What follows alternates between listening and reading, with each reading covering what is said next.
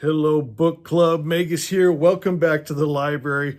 This chapter, it's too much for me. Let's start with our French word. Pardon, excusez-moi. It's excuse me. But for me, I see myself using this more than like if I bumped into someone and I'm all, oh, excuse me, my fault, my bad. I'm sensing this a little more sarcastically. Like when I got to the end of this chapter, I'm all, excusez-moi? What did you just say? It's like, I love this book. I'll always remember this book. Our first book of our book club here. I love the story. It's got, my God, it's a pirate bookseller. It's a book about books. It's navigation. It's water. It's Paris. I'm loving this book. I love the prose. It's beautiful. But there's just some parts that keep it from being just like one of my top tier, Circe or Picture Dorian Gray. And I'd love to know your opinion on it. And what it is for me, it's when the writer starts talking about sexual situations. I feel like it's almost forced in there. Like it doesn't flow with the rest of the book. And what I'm comparing it to in my mind, I think back about shows I loved, like, I'm guessing this was probably maybe 90s. I think of like Jennifer Love Hewitt in Ghost Whisperer. I think of, what was that witch show? Charmed, right? And you saw their clothing get more, get less, right? Showing more of who they were. I remember Jennifer Love Hewitt saying that as the series went on, her dresses were getting lower cut, but then they had to change it because she was talking to ghost children, and the children are noticing these big tatas right in their face, so then they had to clothe her more. But the ratings go up when boobies come out, And so I feel like the author is maybe trying to push some of that in here to get the ratings of the books up. For me, it doesn't work, but I'm also a guy. And so, what's funny about this? In our book club, in the analytics, like 80-90% are women in book club. In my Zoroastrian videos, it's like 80-90% are men. So I'd like to know my female feeling of this more romantic type writing in here. Does it hit for you? Is this right? Is this just kind of the divide between men and women, what we like? I like the boats and the books, but then do the girls like a little more romance? And then I'm more uncomfortable. Like I'm still thinking, how am I going to read this when we get to that page? I don't even know. Well, let's just see what happens. So I love this.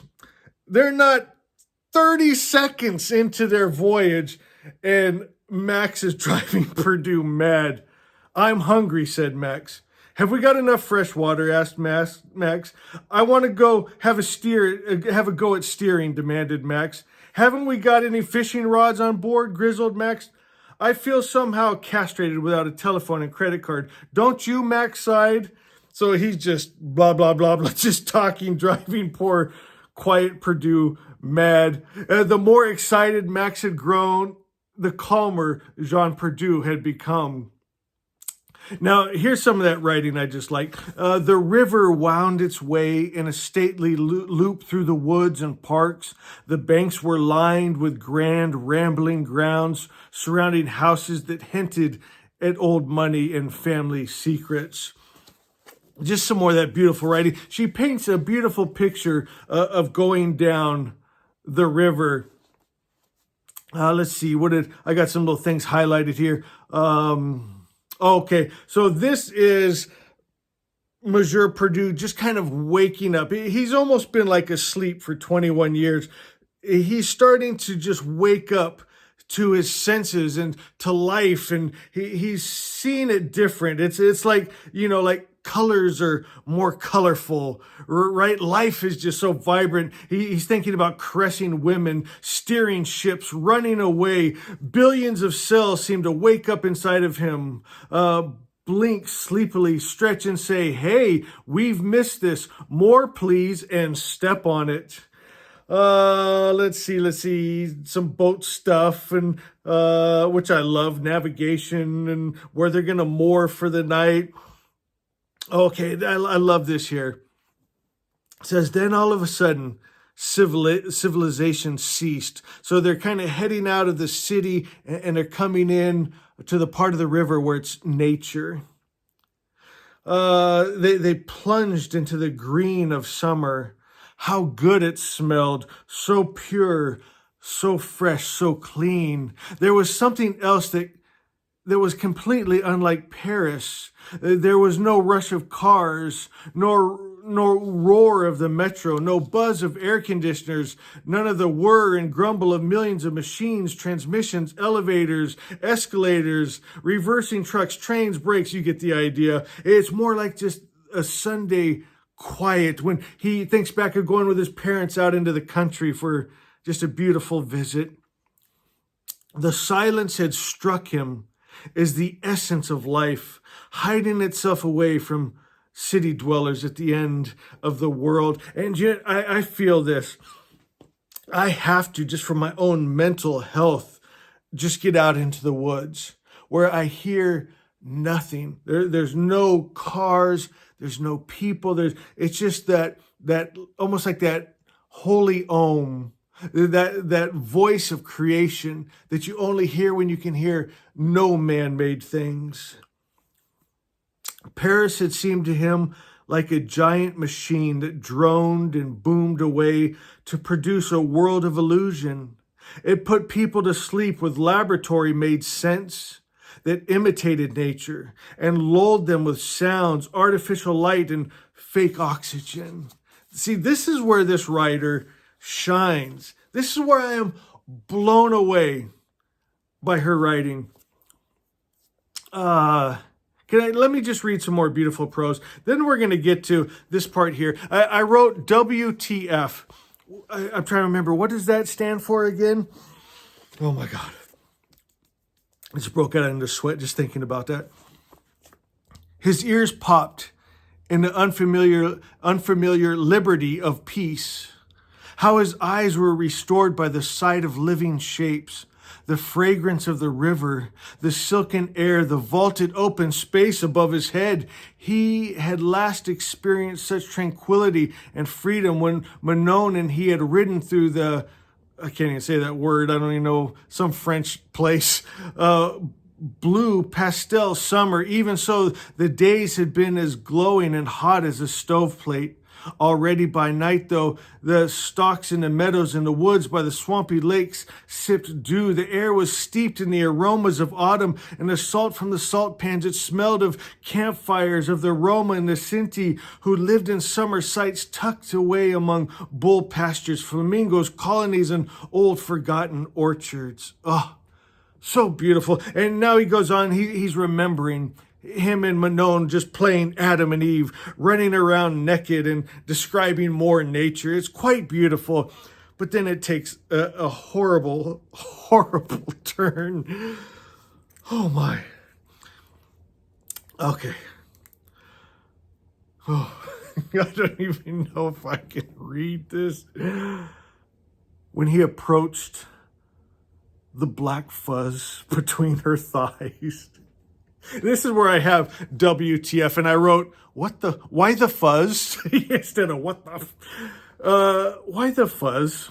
Why, Nina George? When he approached the black fuzz between her thighs,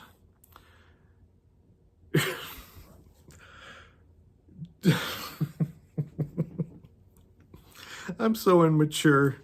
Excusez-moi. Jean was met by the hypnotic aroma of femininity. Manon smelled of the mare she was riding so tightly and masterfully. It was the aroma of freedom. She bore the scent of a mixture of oriental spices and the sweetness of flowers and honey. She smelled of woman. This is what I couldn't get out of my mind. Look at this real quick. I gallop all day through these dense-ass woods. And if it works for these horse pits, it'll work for you. Click this link to smell for yourself. That's all I could picture when I was reading that. And then there's another commercial. I couldn't find it. But she has someone lift her tail and spray under her tail. I was crying. I wish I could have found that. Oh my God. And so here they are, blah, blah, blah, breath. Oh no. And so here comes a Jean again. And this is what bothers me. In those nights, he had been more of a man than ever before. She had opened up completely for him, pressed herself against his mouth, his being, his cock-a-doodle-doo. It's so unnecessary. It's so uncomfortable. And for me, I didn't think it was like up to the standard of writing that we had gotten before. And so I felt like it was, it's almost like she, maybe again, I'm feeling for ratings or something, but it just didn't feel like the same author writing the spicy stuff, to me anyway. But I want to know your guys' opinion, because I don't read a lot of this. I don't know. I'm a guy. Maybe I'm missing something. Goes back into his Adam and Eve memories, which is fun. I get it. Just maybe I'm immature. Maybe I don't know.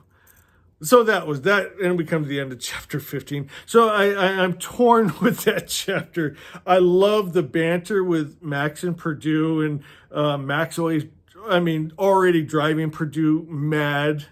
I like the scenery of going down the river.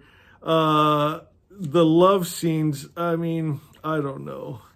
I just don't know. And WTF? Why the fuzz? Why the fuzz, Nina George? All right, guys.